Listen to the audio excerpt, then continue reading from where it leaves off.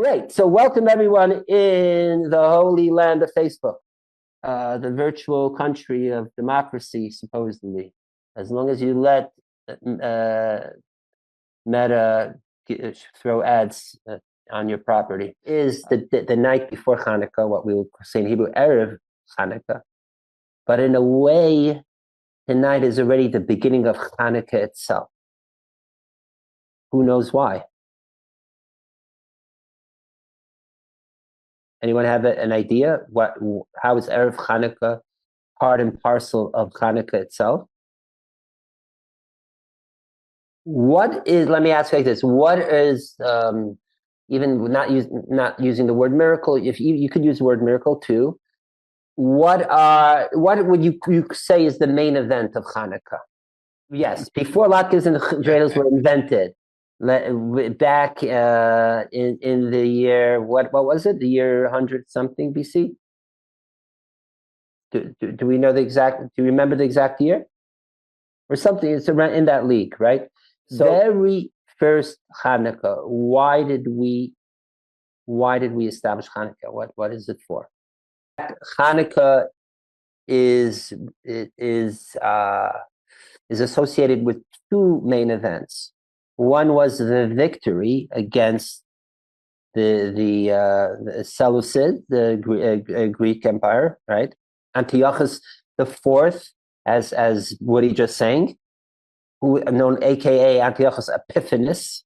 Epiphanes meaning what? Feeling that one who is manifested with the divine, like epiphany. So, in other words, he was not someone who shied away from flourishing honorifics. I mean, during the Roman times, we knew that the Caesars took on the demigod level, or persona, so to speak. But Epiphanes is close to that. So yes. So if you would simply put, miracle A is the victory of the few against the few Jews, as what he's just saying, against the many, right? The many pagans. Okay.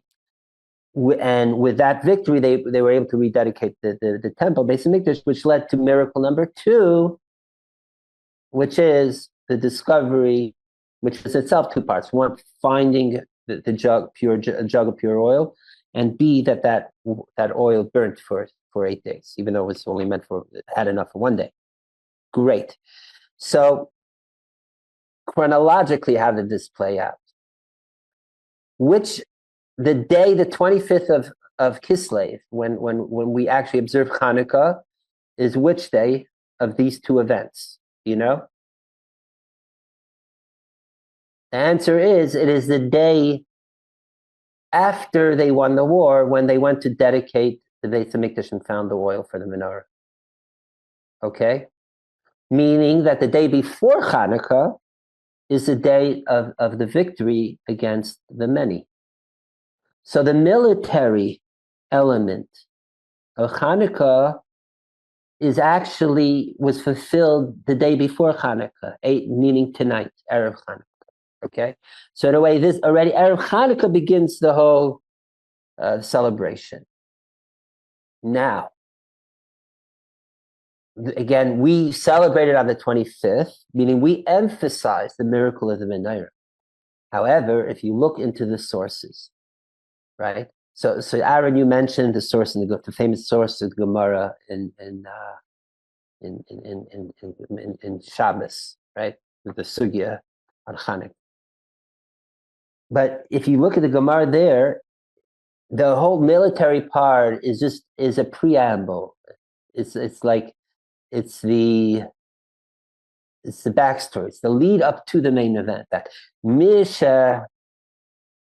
when the Yidden were conquered and won over the Yavanim, the Greeks, then they went and dedicated it, and the whole emphasis on the Nair. That's the Jewish version, so to speak. Full, like our extant fully rabbinic version. This is also echoed in similar but not precise wording in a famous text known as Megillat Tainis. Megillat Taanis was an early, like Mishnaic, pre-Mishnaic text, which recorded all different interesting holidays, including the holiday of Chanukah. That's how it's described there. However, if you look at the most thorough discussion of that period of what happened, you know what that text is? Actually, it's two texts. Does anyone know what that's called? It's also called Megillah. Megillas, there's different names for it. Megillas Maccabi, or Megillas Antiochus, or Megillas Chashmonaim. It's all the same text, which is part of the Apocrypha. The Apocrypha being the parts of the Jewish scripture, Hebrew scriptures that did not make it into the Jewish canon, whatever reason. And so there's a Megillat Maccabi Aleph, and Megillat Maccabi Beis. There's two of them, and there it goes into detail of the whole the whole backstory and with Antiochus and Yehudis and all the stories that led up to the battles, right? And then again, how Yehud, the Maccabim and Yehuda Maccabi specifically, right? How they won the battle. So incidentally, even though we Jews do not include it in our Tanakh, yet who does? The Catholic Old Testament has the book of the book of Maccabees. Okay, so it's interesting. It made it to the Christians, but not to the Jewish. But there is a Hebrew version of it, and again, it's not considered as the holiest of scriptures, but it is seen as an authentic Jewish text, and it's available.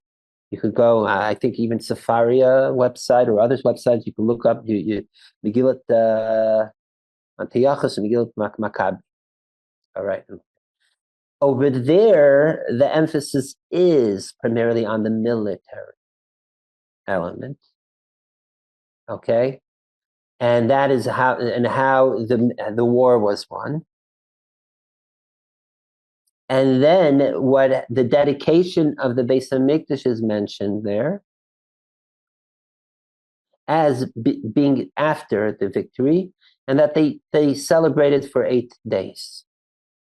There is no mention of finding oil, and certainly not the miracle of finding oil. Just that they dedicated it and they relit all of them in arms. Not just it says like all the different lights they lit and they celebrate for 8. Incidentally, why the connection with 8 days, Dafka? According to the Gemara, which says that it was a miracle that the oil extended for 7 more days after the 1 day, for 8 days, makes sense.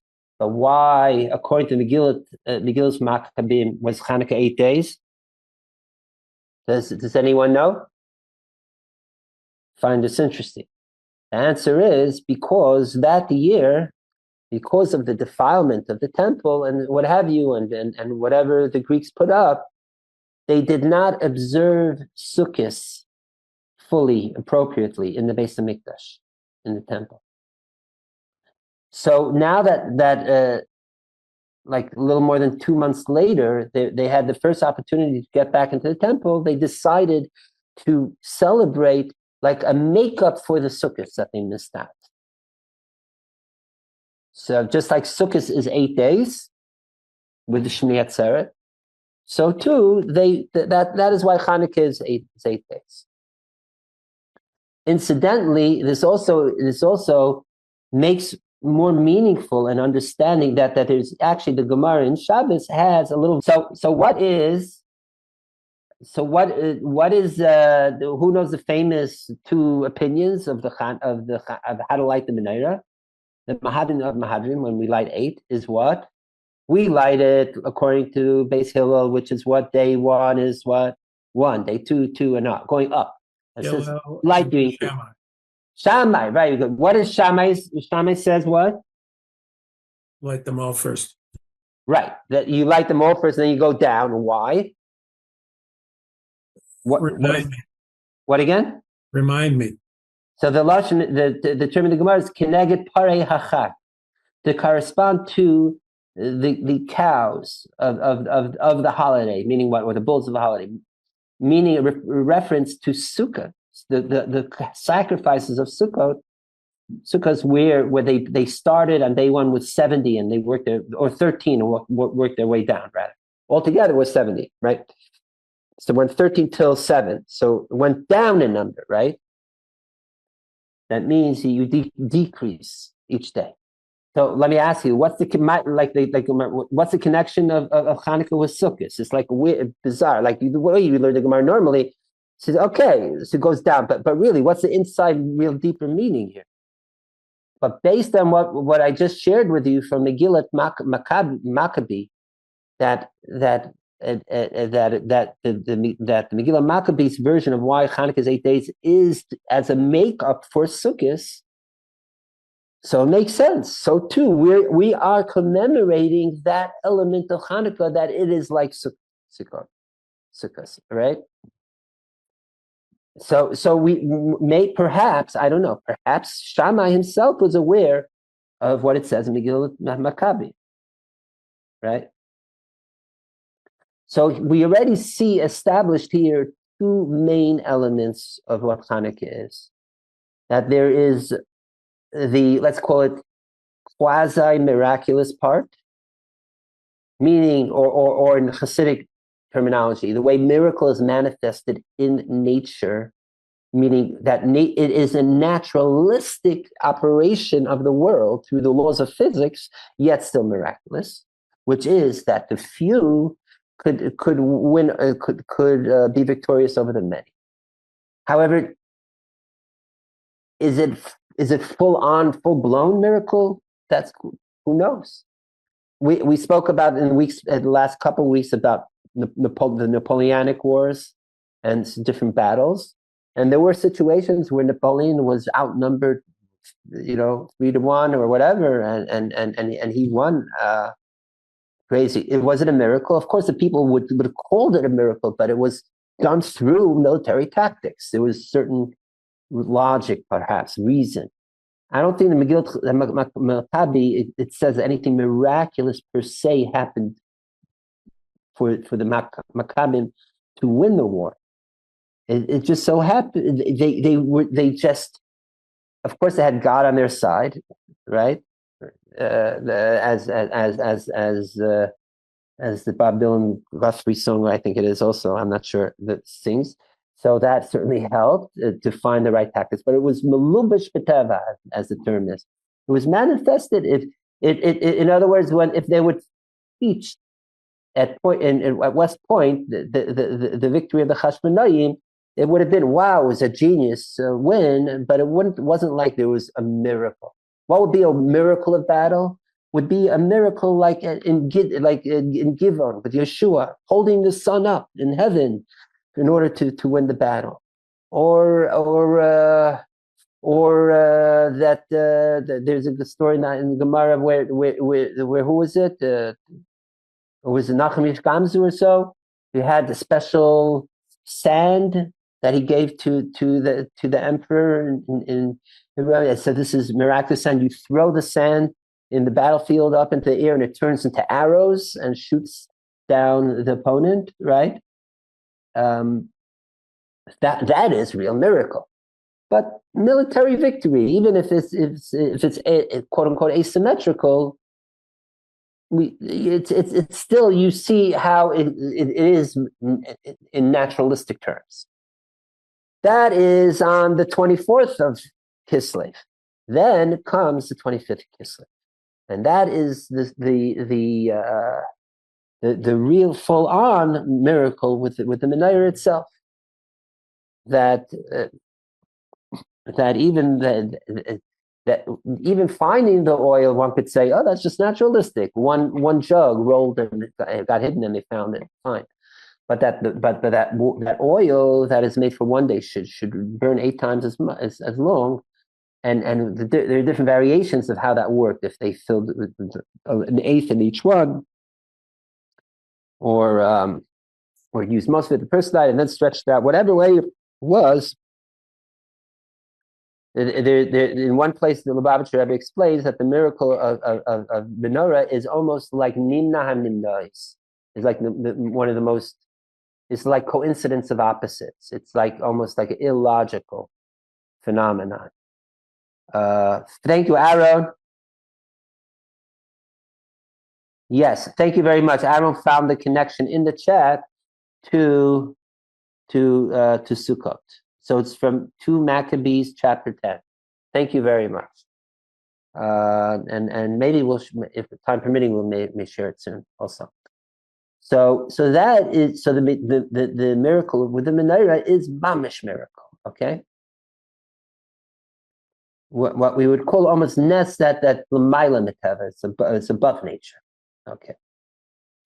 So these two, let's call it extraordinary events, also they are expressions of the two main elements of what Chanukah itself embodies. Okay, that Chanukah is both has to do with the challenge we had in aspects having to do with on the ground tactics and realities, and how the Jewish people overcame that, and also so that is, again, the militaristic, down to earth, more practical almost elements. But there was that type of battle. But then there was another battle, and that is what like that famous phrase from the 80s and 90s, culture wars, right? Culture wars, religious spirit wars, let's call it. That the Greeks were against not even Torah per se, not even Judaism per se, but that the Judaism is being and the Torah is being seen as a supernatural, superlogical, transcendental even type of experience, learning text, and that they're coming from a monotheistic, singular deity that is beyond the limitations of the physical and all that. So that is why we have these two elements to Chanukah, because in fact the Greeks were not against even studying Torah per se. They weren't against like totally exterminating all Jews, unlike Haman, right? For him. Secondly, they were not even against Torah itself. All they were saying is, like we say in this prayer, Lashkichem Teresecha, to forget that the Torah is your Torah, God's Torah. They said, study Torah. Just don't take out the God part of the Torah without emphasis. Make Torah an academic subject in university even, but don't teach it in yeshivas. Okay? And so it's part of the pantheon of knowledge. Some say that Aristotle himself was a Semite, or some of his students were, and that they saw certain virtues of Torah study, if not for its religious component, then for its pure, even philosophical parts. There's a student of Aristotle, I think, that exclaimed that the Jews are of the greatest of philosophers. And we saw that embodied. In fact, there was a sort of Hellenistic bending Jew, Philo of Alexandria, who in fact interpreted Torah, Genesis, and other things with a classical philosophy bent to it. Saint Morris metaphors to aspects of wisdom and virtue and nature and what have you. So there was this aspect that yes, Let the Jews live. Let the Jews even thrive in their pursuit of study not only knowledge and everything, but even of Torah. But why the emphasis on God? Why the emphasis on the divine? And that is what the whole spiritual war was with the Yavanim. And that is why ultimately that became more the emphasis of why we celebrate Hanukkah, not the militaristic feats, but more that the victory of the God spirit, so to speak. And it's a bit ironic because one of the very few holidays that even the most secular, most assimilated, whatever, academic Jew even celebrates is Hanukkah. Even though Hanukkah, as we just explained, is all about the very opposite of that. To bring the divine into it, to emphasize the divine and the miraculous. So it's very so it is apropos that we're beginning tonight for the first part of Chanuka, so to speak. But just remember, the main part is tomorrow night. For which we say, the name Chanuka comes Chanu b'Chaf Hey.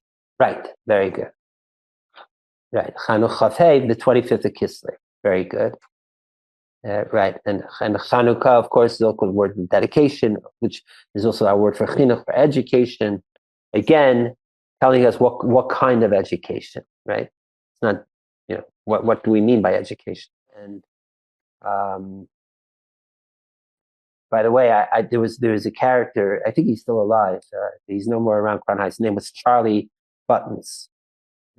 Anyone who's been around Crown Heights or the Upper West Side the last 30 years, I'm sure Ariel knows. Or Lincoln Square. Or Lincoln Square, right? Because his mom used to live near there, he I think lived near there also. He would come to Carl Shul sometimes also. Charlie Buttons, right? What was Charlie? Yes, I definitely knew him. Yeah, right. Yeah. I think he's still alive. I think he's in an old age home or something. Yes. As of like a year or two ago. What was his thing? He would be going around the whole year. He would say, "It's 189 days to Hanukkah," or that it's 73 days to Hanukkah. Like the whole wearing year his coveralls. Right, his coveralls. And the Vayeishev really was mekarev him, gave him attention, and he was a very sweet guy. So in a way, we're saying one more day to Hanukkah, but actually, in a certain way, it's already start Hanukkah tonight.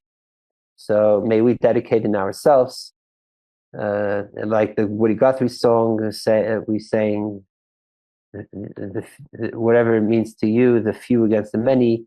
And I was very moved by Guthrie, in the Guthrie song, that he did emphasize the spiritual part, the Torah part of it. For keeping to the Torah laws, I pay with my warm blood now. Right? By the way, just so you know, there was a point where Hanukkah was almost canceled. It was almost Hanukkah canceled. Do you know this? When was this? Do you know? This was after the destruction of the second temple, the second Beis Hamikdash in 70 to the Common Era. There was opinion that we should stop Hanukkah. Why? Because the whole Hanukkah, especially based on what we were saying from the Gemara before, it was about rededicating the Beis Hamikdash, the temple. And now that there is no temple, then there's nothing to celebrate, to commemorate a rededication. So the Chachamim got together, the wise people got together in Lod, and they were going to finalize, no more Hanukkah. It almost sounds like the Grinch who stole, I don't know if you want to who stole Hanukkah or something, right? But what happened, Very interesting. Rabbi Eliezer and Rabbi Yeshua, who didn't always get along, there's sometimes we were on different sides of viewpoints. In the Mishnah, they got together, and they went to Lud, and one took went swimming, and the other took a haircut. Two things. The vart is, instead of Chanuka being a holiday, they were going to make it a fast day. You understand? Because the temple was destroyed, now there's no temple, so now Chanuka will become a fast day. Which also gives the irony of how it wound up in the Megillah. Okay. And then Rabbi Eliezer Yeshua went, and one took a haircut, and one took went swimming. Two activities that you don't do on a fast day, to emphasize that they're not expiring Chanukah, and that's how we have Chanukah going on till this day. And all the kids have to thank Rabbi Eliezer Yeshua for that. And there's something very special in that way, that we could, because it's for two reasons. First of all, because as we said before, there's the message that Chanukah gives of the cultural message, and that which is that never is extinguished, which is associated to the second part, which is that it's not associated with a physical edifice, even in that respect. That the Beis HaMikdash is never that one that we carry in our souls. Bilvavi Mishkan Evna, as the song goes and the poem goes. That in my heart, and I build a Mishkan, a tabernacle, temple in my heart. That's in us, and the altar too. So that can never be destroyed. And the Beis HaMikdash, it says that Mishachar Beis HaMikdash, we have the Dalga Amashal Halacha, that word from when the temple destroyed, whenever we study together, that creates a big Mikdash, like what we're doing right now. So the spiritual temple certainly isn't destroyed. And that continues. All the more so, the lesson and teaching of Chanukah is made precisely for a time of exile, precisely for a time when we don't have the glorious and shiny, illuminated temple, Beis Mikdash. How and why so? What is the difference between, let's say, Shabbos candles and Chanukah candles? Or better yet, what is the difference between the menorah that was in the temple and the menorah that we have? Okay. So I think the one in the temple, I think the one in the temple had like 7 branches or 8 branches, and we have either like 8 or 9 or 7. I don't. Right. It's just Good. Right. Yeah. It's different in numbers. Excellent. Very good. Yeah. So you're right. So Yeah. you're right. Thank you for adding the 1, because we have the Shamish. Yeah. So it's 8. It's plus 1, which is 9. Yeah. In the Mikdash, it was 7 altogether. Yeah. So we have additional light. That's point number 1.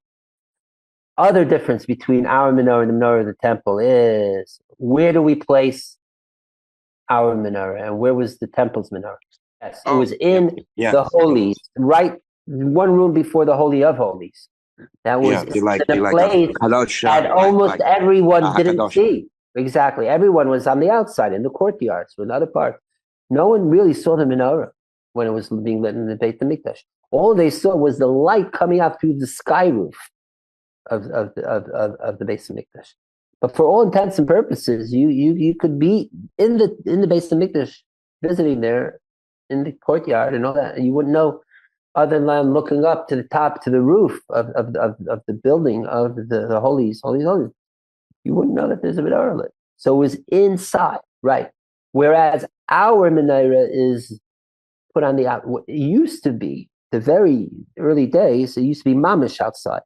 And in fact, there's a custom, primarily it's still done by quite a few in Jerusalem, to light the menorah outside. There are people that will walk outside and have a special box outside of their houses, and that's where they light the menorah. So Yeah. there's two parts of Chabad. One is what you're referring to is what Lubavitch Rebbe enacted from the 70s and on, public menorah lightings, which is doing it mamish outdoors, 100%. In a way, Lubavitch Rebbe was bringing it back, looping it back to the way it was originally. Although the minhag of Lubavitch of when an individual lights their personal menorah at home is not in the windowsill outside, is indoors in the doorpost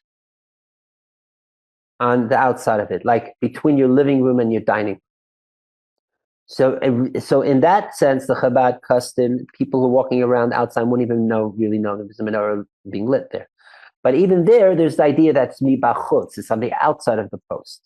There are different reasons why, be it as it may, that there's still, our menorah in general has that element of letting it shine to the outside, right? So that's point number 2 different. What's point number 3? Who lights the menorah, right? So who would light the menorah in the Beit HaMikdash, the temple? The like a Kohen. Very The good. Kohen, like, yeah. Primarily who? Which Kohen specifically? Oh, like Kohen Gadol. If this goes all the way back to Frutul Chumash, where Aaron, the Kohen Gadol, lit the menorah, right? Whereas we here, but not by us. Not only can everyone light it, but there's the minhag is that everyone should light their own menorah, even if you have in one house that not just the men, even the children light menorah and others light the menorah. So something that it's been democratized. So these 3 elements show how our Gullus menorah is stretching this concept of bringing illumination, bringing the idea of light. Dafka in places where there is no temple, any more physical temple, in the most profound ways. That because there is no physical temple, it's almost we need more light by having 8, 9 lights. B to dafka. Here's the other element of. Okay. We'll say one more after. One is to dafka illuminate on the outside where it's the darkest for everyone to publicize. C, we all become Kohen Gadol to light it. And there's a 4th distinction also, which is a half distinction, but it'll make more sense for Shabbos candles, and that is that we light the menorah when it gets dark. Okay. Whereas Shabbos candle, you're supposed to light it when it's still daytime. And even the menorah in the temple, there were 2. There was it wasn't 2. You started by day and it went through. Right. It wasn't only at night. That's the bar. Okay. Whereas by us, it's primarily we light the menorah for the night. Okay. Actually, in the Beis HaMikdash, it says openly in Vayeishev, right? From night till day, and then you so in that element there's a similarity, but vis-a-vis the Shabbos, when certainly we light it during the day. So in that sense, the menorah of not only, in other words, we are extending beyond the physical temple menorah to make the menorah light even when there's no temple almost 2,000 years later. As the term in Vayeishev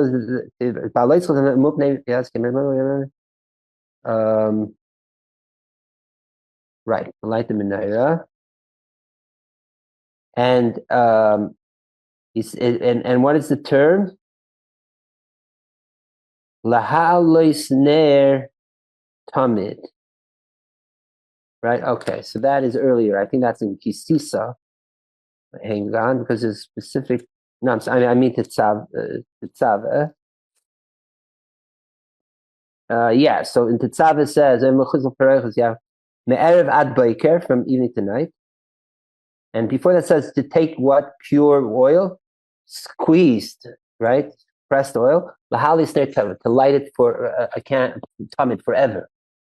So the question is funny. It says to light it forever, and then it continues only from night to day. The question, what do you mean forever? So I think it's the Ramban Nachmanides says that the tamid, the light of Ner Tamid, that is an allusion already in the Torah to our menorahs after the temple is destroyed. That the menorah lighting the candle Chanuka Einim B'Teos Lo'iva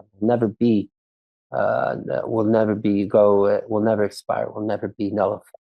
That Chanuka will continue going forever. That's why there's an opinion that even when Mashiach comes, even though all holidays will stop, that according to some opinions, Hanukkah will still continue, and lighting the menorah will continue.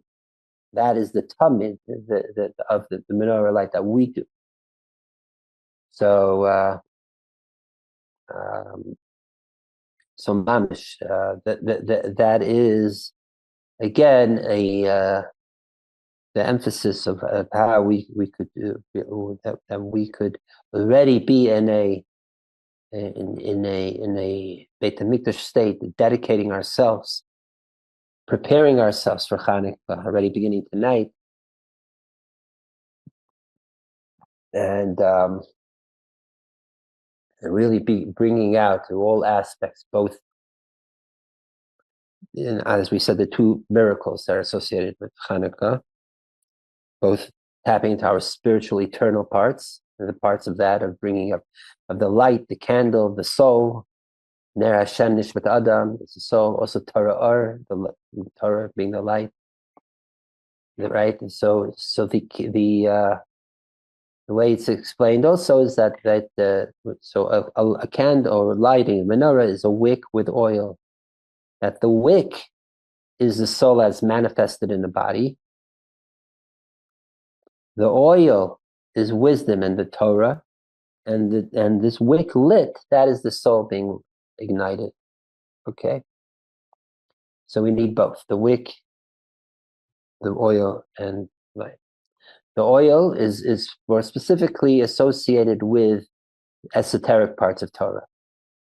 Just like this getting the oil out of the olive, you have to squeeze it tight. It's hidden, it's mysterious in the olive. So too, the teachings of Kabbalah, or specifically Chassidus, is associated with oil.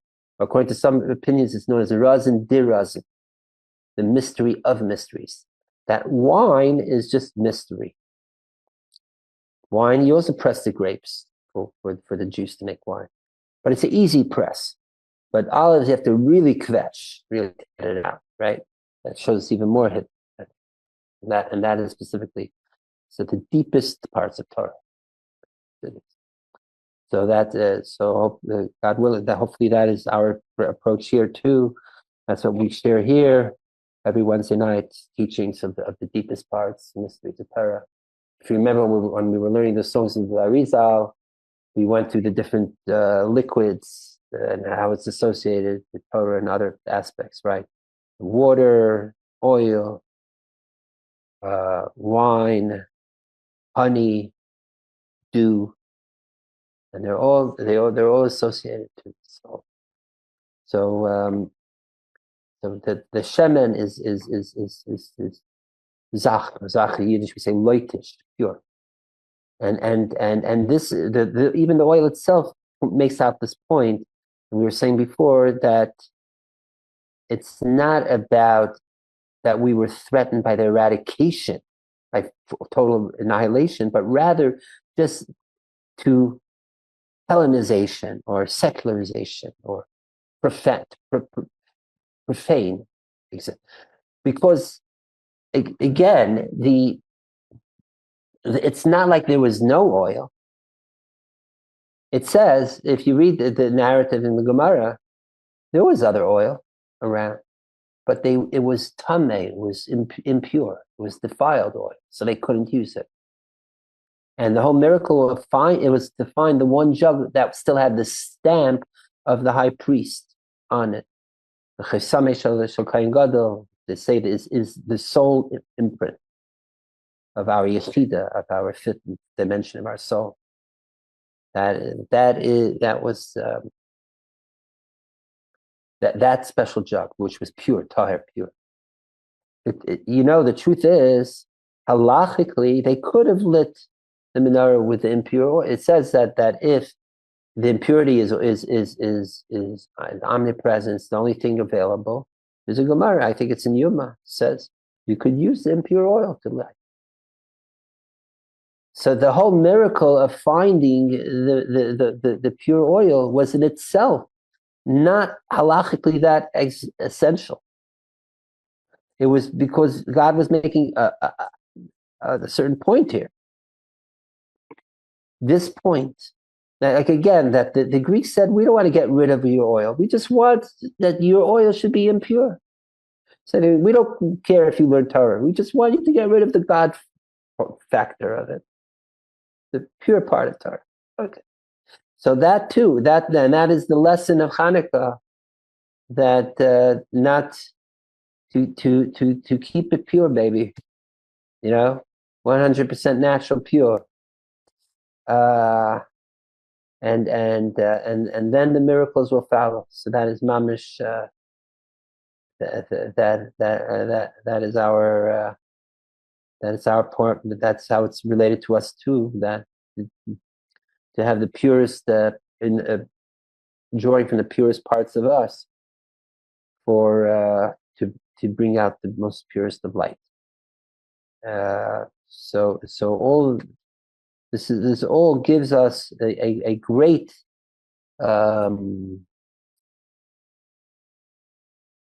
great. It means a lot these days too, when there's so much impurity, whirlpooling around us almost, and just to keep our pure compass intact, and know what's right, and stick with it and all that. So knowing how to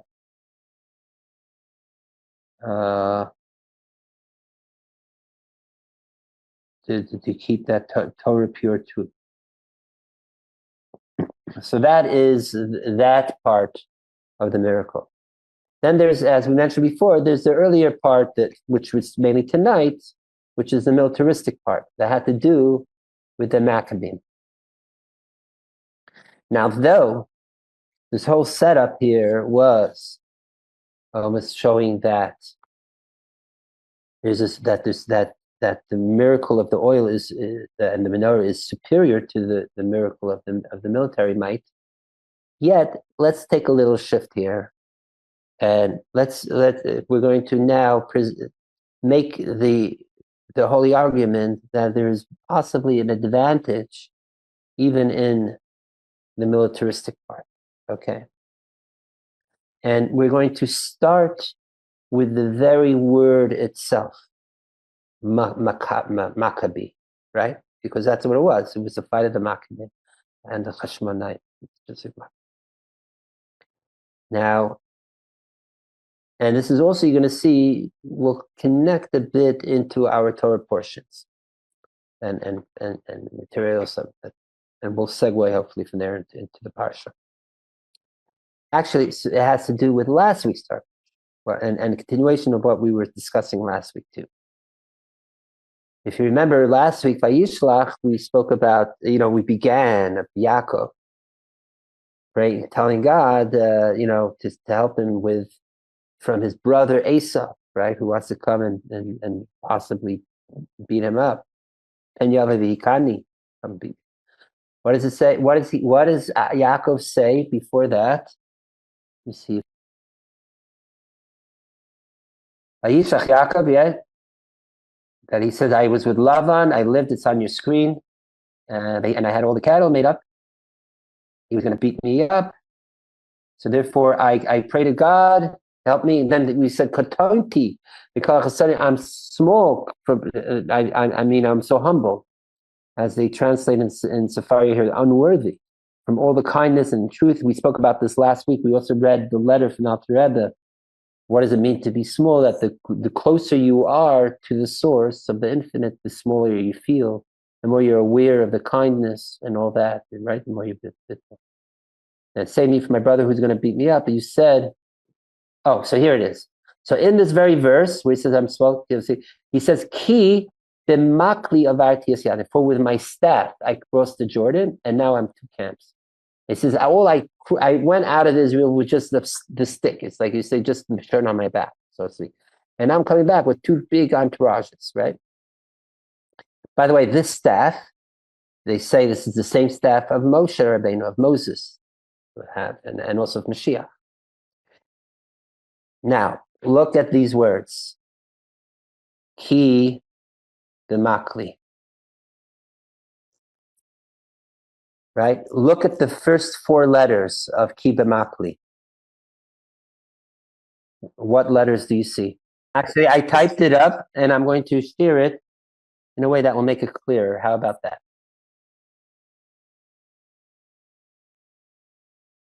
Okay. So it says in the holy books that already here we have the idea of the Maccabee associated in Chumash and with Yaakov Avinu specifically, and with the going to travel, leaving Israel into to Haran and to Lavan and all that. As the holy books say, the word Maccabee itself is a Rashi Tevis acronym for two phrases. One is the most famous one that we know. It comes from Azi Ashir. Mi kamocha be'elim yudke vavke. Who is like you in the elim, as we'll soon speak about what that is, yudke vavke, right? The other is, and this is less known, Baruch Kavod Hashem Imkom. Is also Beis Chaf Yud Mem. Same letters. Incidentally, from Ki b'makli, what is the Kuf Lamed Yud? The holy books say Kuf Lamed Yud stands for Yeshuascha Kivisi Hashem. Now Ki b'makli, Yaakov is praising God that who is like you, Hashem, or and Yeshuascha Kivisi Hashem. It's all in Ki b'makli. But what we are focusing on is the Maccabee part of it, and that has to do with Mi Chamocha Be'elim Hashem, Baruch Kavod Hashem. Okay.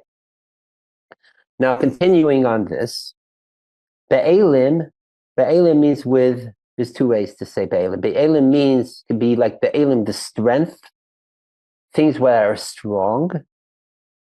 Okay. There's another interpretation. Be'elim is like the word Elaim, being mute, being held up, being concealed.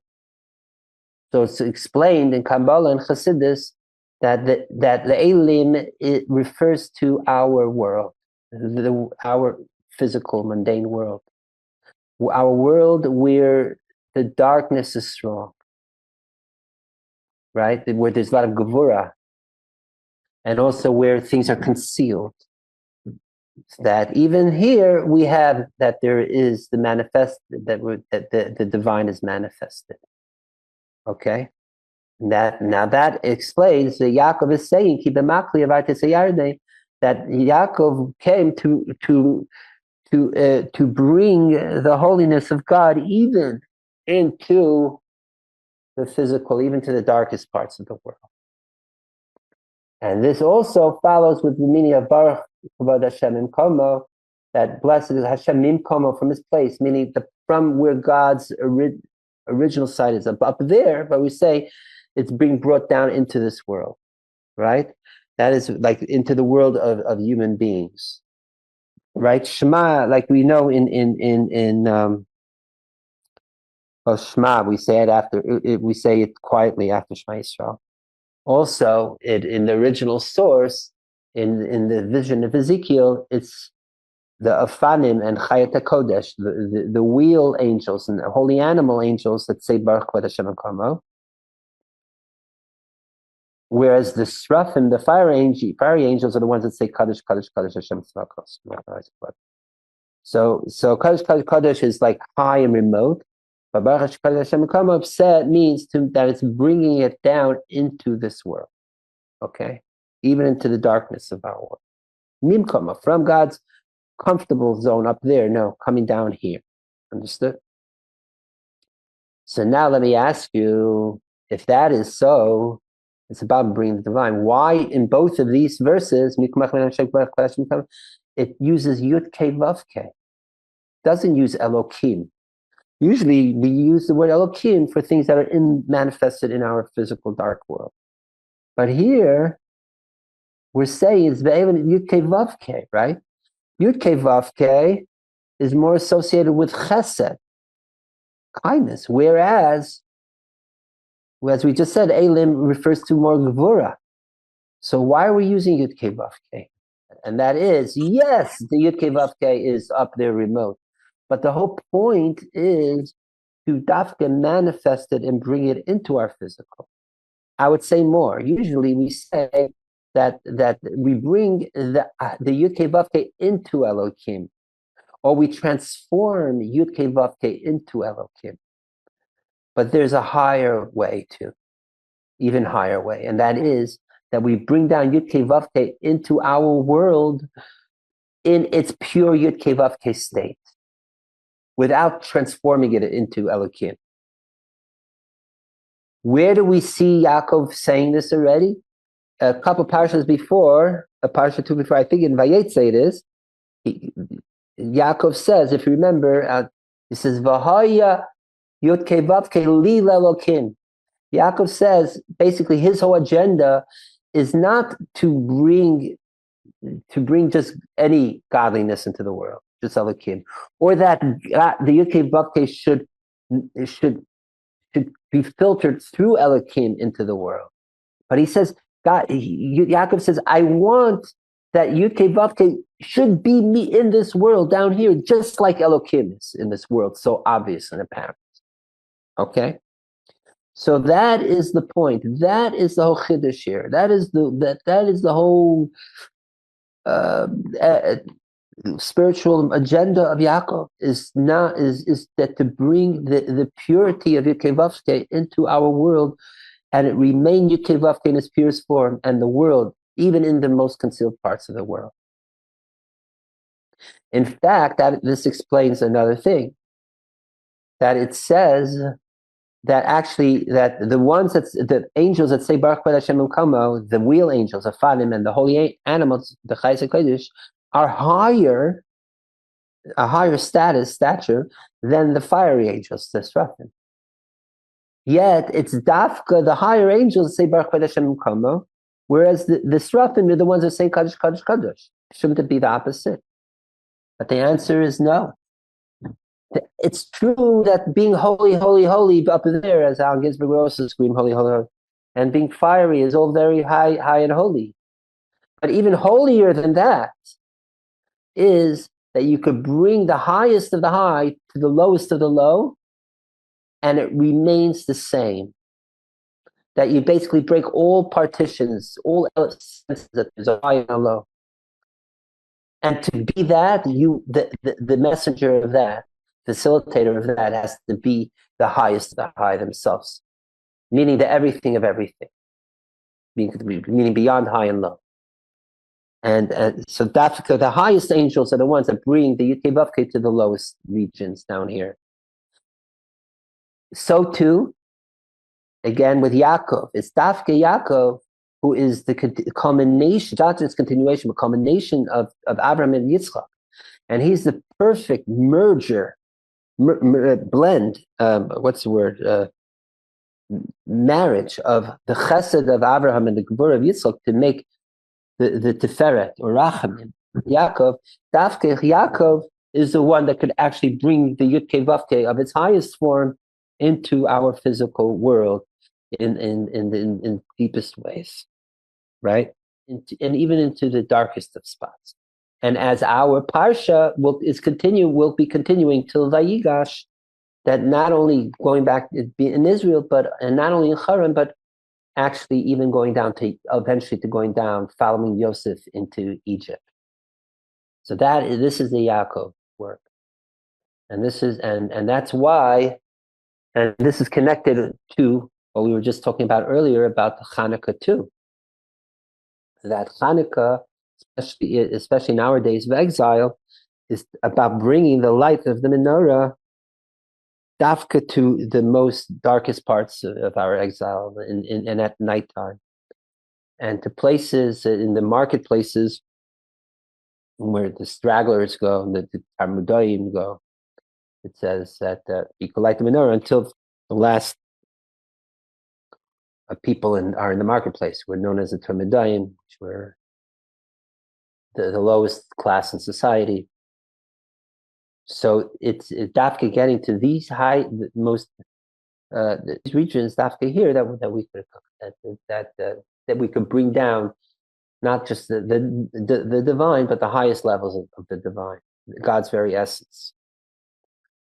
And this is also related to what we were speaking before about Torah, that the oil is associated with Torah, and that the Greeks was about not about defiling the Torah, and what have you, because the difference between prayer and Torah is that prayer is bottom up. We pray to go connect up, and it has to do with how we're feeling, how our hearts are open and aware. Whereas Torah is the other way, is top bottom, this coming down to us. And as it's explained, it is the unadulterated wisdom, knowledge of God that comes down to us, even when it comes down manifested in descriptions of physicality, like the Gemara's Talmud is full of, right? Different parts of Torah has to do with people, objects, physical things. So, but even so, the Torah manifests in its most purest, truest level, coming down to us in exact direct. It's the essence, the Yud Kei Vav Kei coming down direct. This is also why Torah is compared to water, because water also flows from the highest point down, and it's unadulterated. It's the same liquid, unchanged, coming from top to bottom. So that is why so much of Chanukah, just so you know, is the emphasis is on Torah, and it's learning Torah and what Torah means, and so on. Where in our parsha do we have about water? It's a little bit of it's not a trick question, but think about it. Where do we have in our parsha? I think Jonathan mentioned something related to it very early on when we were talking about how the things in our parsha are associated to what's going on, whether it's Joseph being kidnapped and being sold to the Ishmaelites, or what was the other aspect we connected with it, or Chanukah, of course. Well, I mentioned the boar. Right, so the bar, very good. Okay, there we are. So how is the bar, the pit that Joseph is thrown into before he's sold to the Ishmaelites, he's thrown into by his very own brothers? How is the pit described? It says, the bar, right? It's empty, ein bo mai, has no water. So the famous, I think it's a good Gemara, and Rashi brings down why this redundancy. It should, if it's empty, then it obviously doesn't have water. Why does it say empty and no water? So Rashi, he brings down the Gemara, the famous thing, Mayim ein bay aval nechashin v'akravayim yeshva.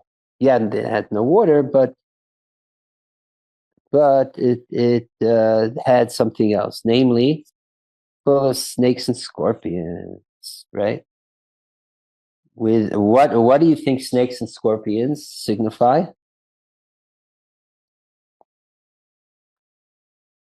Yes,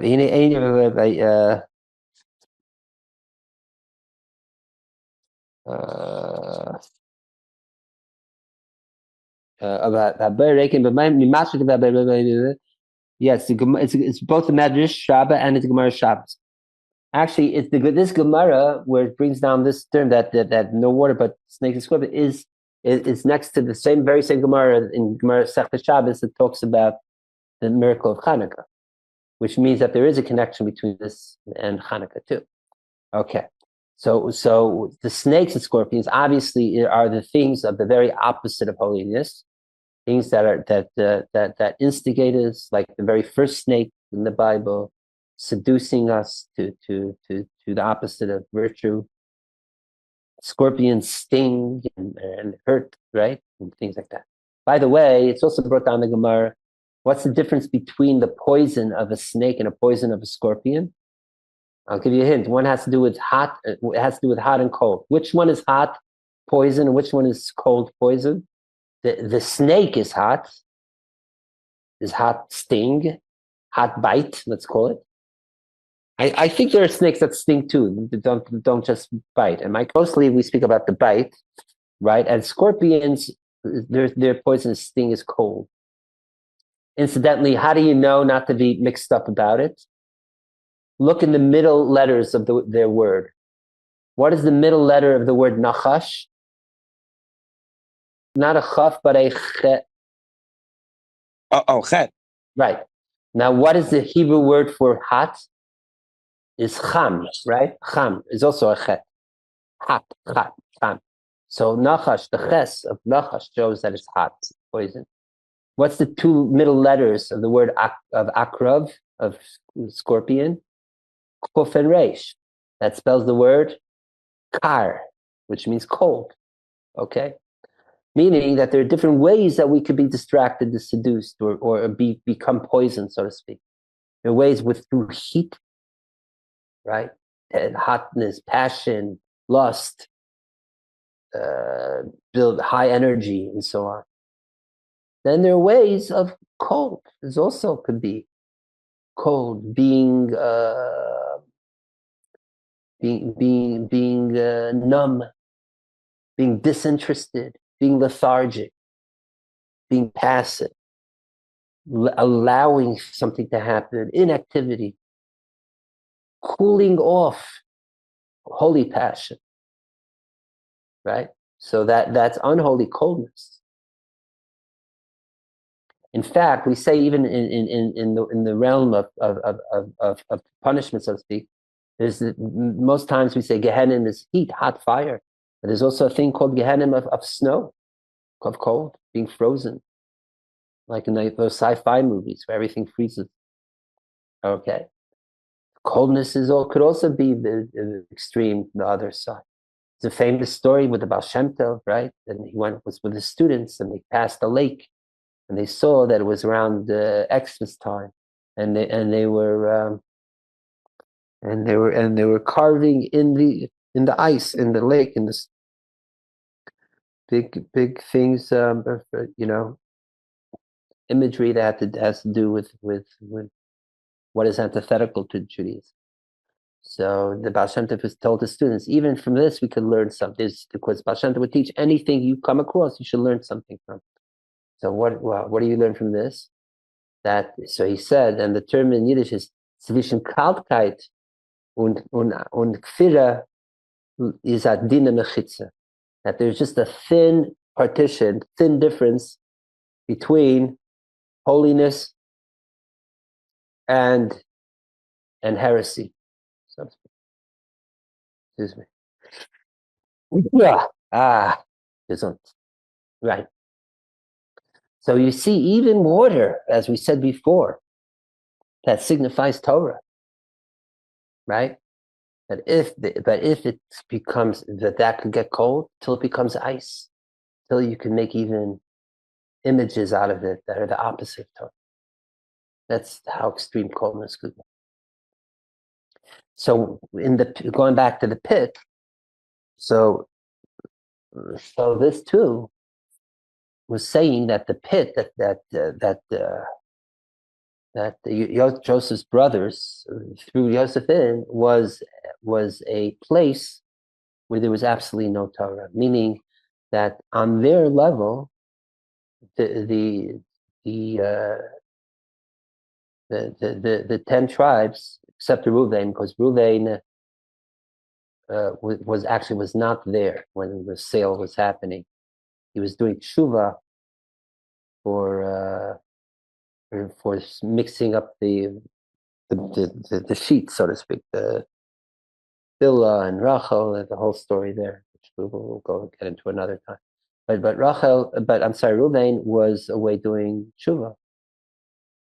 But his brothers threw in, right, and then they took the technicolor coat and with the blood, brought it back to Yaakov to make Yaakov think that Yosef was killed.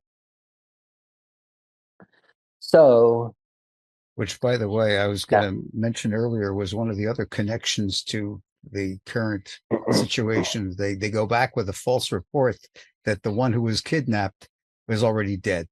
right, good point. Very good. Let's hope they don't use any of the clothing. Amen. Yeah. So this, it's interesting because it says that actually the 10 tribes decided, they thought that they did have a reason to even let their father think that Yosef died, because the story is that if someone of Musar, if you rat out on someone, you're guilty and you're chayav misa. You could be capital punishment, bidei shemayim, from heaven. So being that Yosef, as we know, the story is that he ratted out he spoke ill about his brothers to Yaakov, and hopefully we'll have time to go into the details of that. So therefore, they felt that he was justified. Even it wasn't misleading Yaakov, their father, because being killed by a wild animal, as they wanted Yaakov to believe, would have fit the description of death from heaven. Understand? So it was all with a Torah twist. But their intentions weren't 100% pure. So in a way, there was no water in the pit, meaning that there was no Torah in the pit, okay? But what was there? The other things that could totally lead it to the opposite of Torah, snakes and scorpions. And this is the lesson telling us that when there is a vacuum of Torah, when there's an emptiness, when there is no Torah, don't think, okay, just because there's no Torah, so I'm just in the neutral zone. But at least I'm not bad. Okay, so maybe I'm not with Torah. Oh, great, that. But I could still take, I'll be, I'll be in the space between. But the truth is, there is no space between. You're either with the Torah or the divine, and the positive and the right side, through and through. Once you leave that, it's almost like a law of a Torah law of physics of like, well, what is it, the second law of Darwin? For every action, there's a reaction, or thermodynamic law or something, where there is no vacuum. When you pull the vacuum, it just will bring something else in it, or some. I don't know my physics well enough. No, I didn't mean that. I meant Newton. Yeah, thank you. Newton, right? Newton, right. So something like that. That there is no vacuum in Torah, right? If there's empty of Torah, something else is going to fill it up, right? And that is also explains why Torah is compared to water. Not just because it's the essence of the life source of flowing sustenance, which what water is, and it comes down unadulterated up and down, as we said, it flows down to us. But it's also the emphasis of where does it flow to? It flows to the lowest point, like the lowest point of gravity. It comes down to earth. Water will always find the lowest place. To emphasize that Torah manifests dafka in those that are in a state of humility, bittul, self-abnegation, being in a humble, positive, healthy, humble way. As we just read earlier from the Yaakov, he says, Katonti, from my smallness it comes to kindness and truth and all the greatness of God. Being humble, that Yaakov, we know, represented most Torah. He was an Ish Ohalim, person who studied day and night.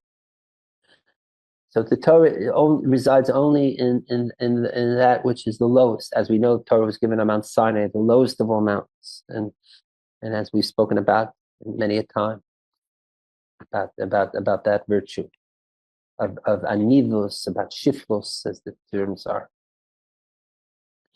So, and that in fact, ironically, a pit is the lowest point also, right? But there has to be Torah. That is it. We have to allow the water to go into even the pittiest of the pits, the most abyss of the pits, and to be in that state. And then automatically, right? So then the water will come in, and then automatically all the snakes and scorpions won't be able, to survive. So this is mamish. Again, this emphasis of how we want to manifest this ideal of Torah, and again the ideal of Torah of Chanuka, that the Torah are illuminating and flow the flowing oil of Torah to that it would be pure, even when even in the lowest of places where we're bringing the Yudke Vavke into the lowest regions and still remain pure. So that is mamish, how we see a connection with our parsha and Torah and Chanukah. Everything makes sense. So may we all find the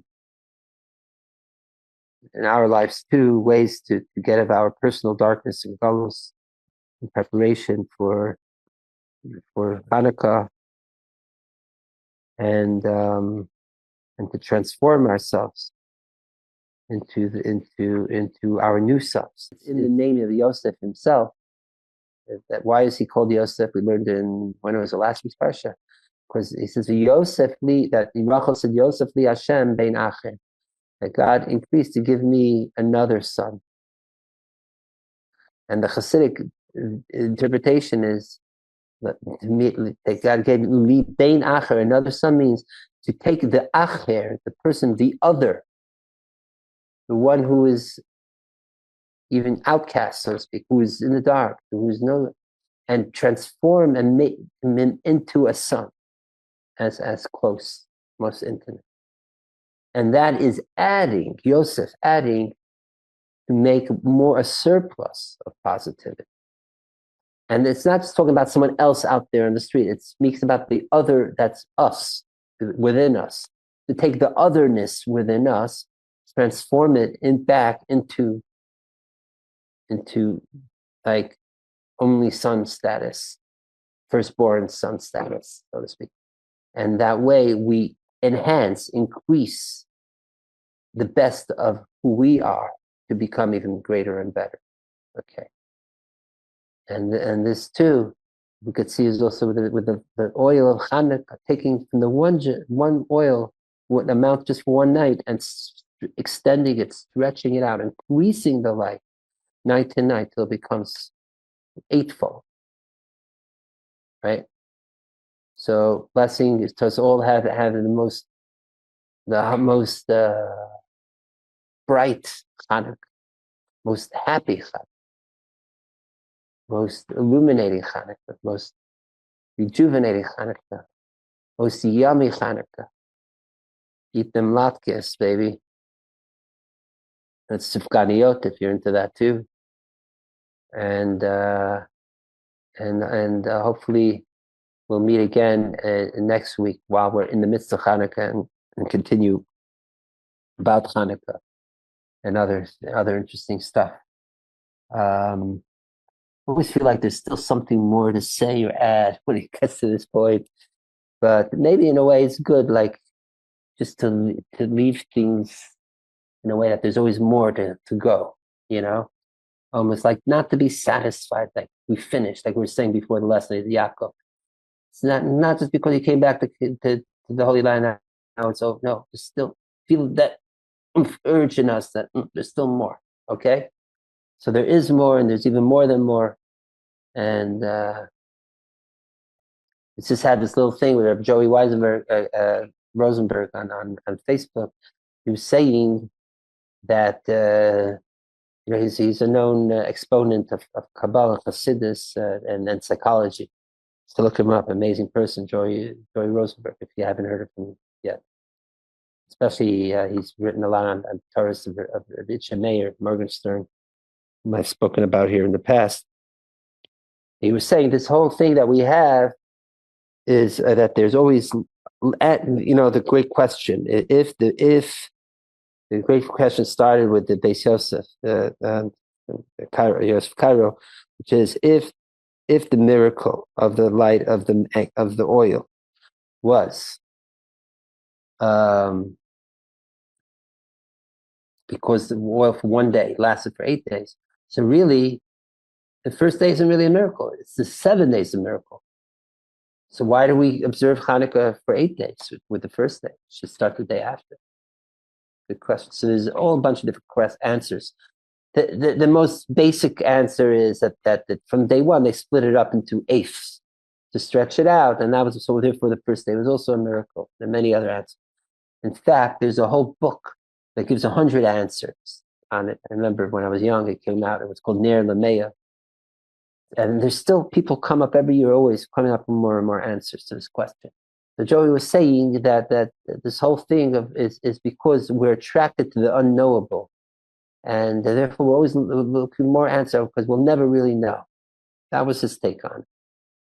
But I sort of modified it. I shared with him a comment. I think it's the opposite in a way. It's not that it's unknowable. It's that we want to know more. It is knowable, but the knowing never ends. You understand? It's infinite knowing, not unknowing.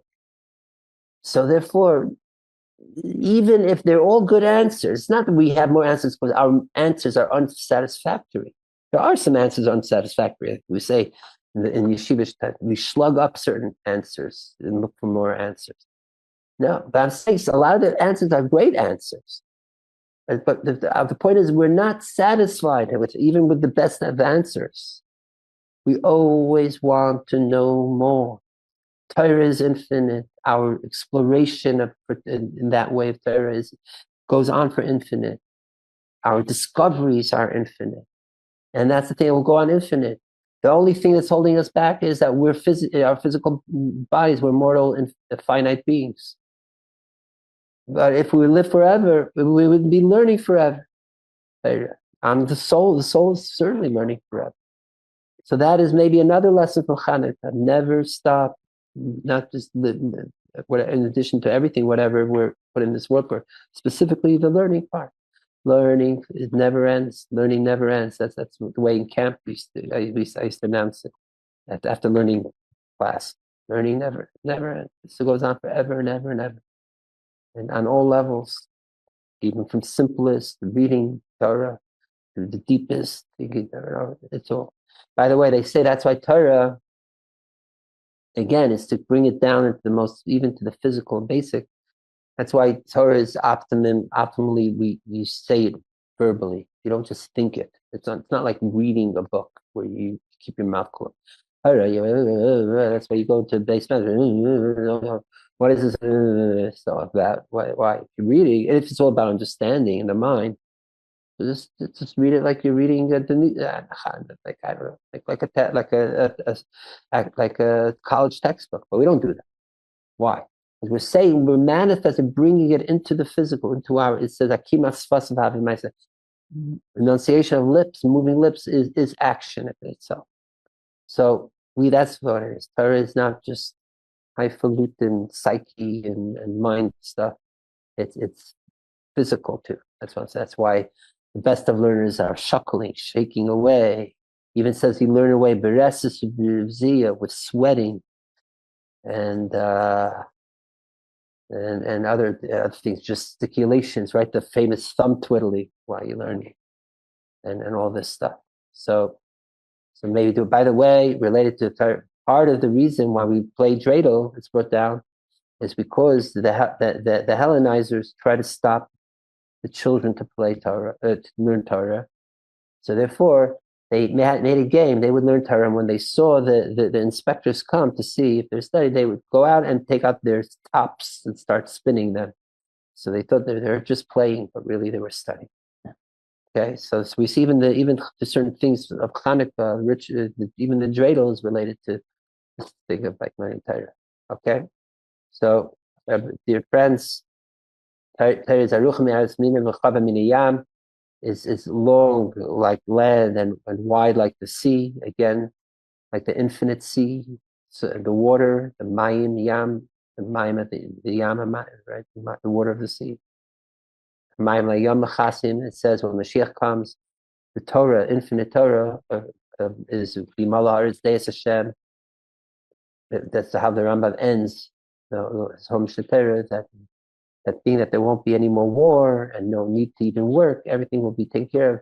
We will all be able to sit and learn Torah day and night without any stress. As the verse says, Ki mala haaretz deis Hashem kamayim layam haaretz. But the world will be filled with the knowledge of God, like the water covers the sea. That is just the knowledge. That's what. So may keep on flowing, keep on learning, keep on being. All right, Rabbi Sai, happy Chanukah. Happy Chanukah. We'll end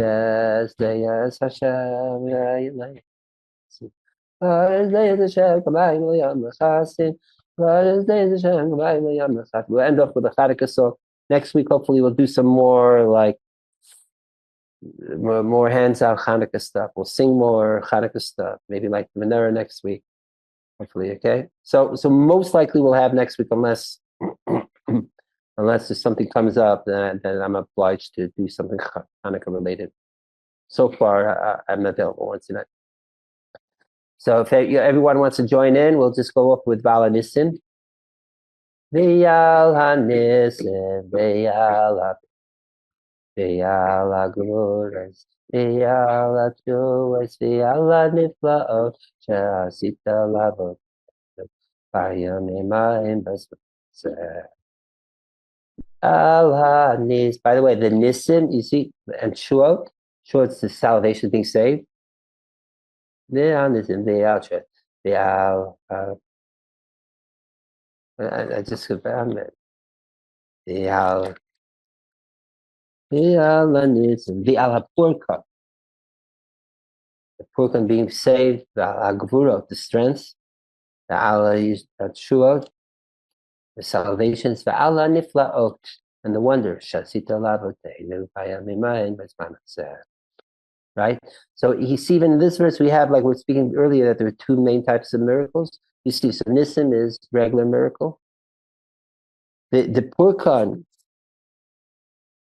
gvurot, and shuot, that is just the non-miracle stuff more like the military victories, things manifested just through strength, being saved. Niflaot is the highest of miracles. It's like wondrous miracle. So we already in the Alanisim where we encompass all the varieties of miracles that are manifested on Chanukah. Okay, now everyone together. V'yal hanisim, v'yal ha'purkan, v'yal ha'glories, v'yal ha'tshuvos, v'yal ha'niflaos, she'asita l'avoseinu, v'yamim b'hem b'zman hazeh. V'yal hanisim, v'yal ha'purkan, v'yal ha'glories, v'yal ha'tshuvos, v'yal ha'niflaos, v'yisha sita l'avoseinu, v'yamim b'hem b'zman hazeh. V'yamim b'hem b'zman hazeh. May all these nisim, purkanas, gvuras, shuas, and flout all be manifested this year, now, in our lives, and especially in the Holy Land. Amen, amen. Everyone say amen, amen. Amen, amen. Okay, so with this, we're gonna tune out from Facebook, and then we're gonna wrap it up in the house and see if anyone has any. Unless someone has something specific they want to say and share with Facebook country. Okay, so goodbye everyone in Facebook land. We're going to sing good Shabbos, happy Chanukah to everyone who's here, so to speak, out there.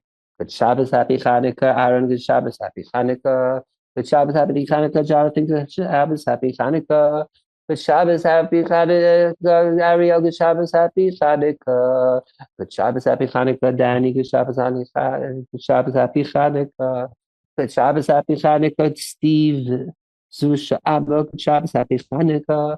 Good Shabbos, happy Chanukah. Hold that breath. Thank you for tuning in and being with us tonight. Shabbos, happy Chanukah. Good Shabbos, happy Chanukah. Dave. Good Shabbos, happy Chanukah. Good Shabbos, happy Chanukah. Om to Marina. Good Shabbos, happy Chanukah. Good Shabbos, happy Chanukah. Glory. Good Shabbos, happy Chanukah. Good Shabbos, happy Chanukah. Zeh. Good Shabbos, happy Chanukah. Good Shabbos, happy Chanukah. Everyone in Facebook land. Good Shabbos, happy Chanukah. Good Shabbos, the whole wide world. Good Shabbos, happy Chanukah. Good Shabbos, everyone in the Holy Land. The highest, most glorious Good Shabbos and Chanukah. We're going to go out of live stream. Goodbye, Facebook.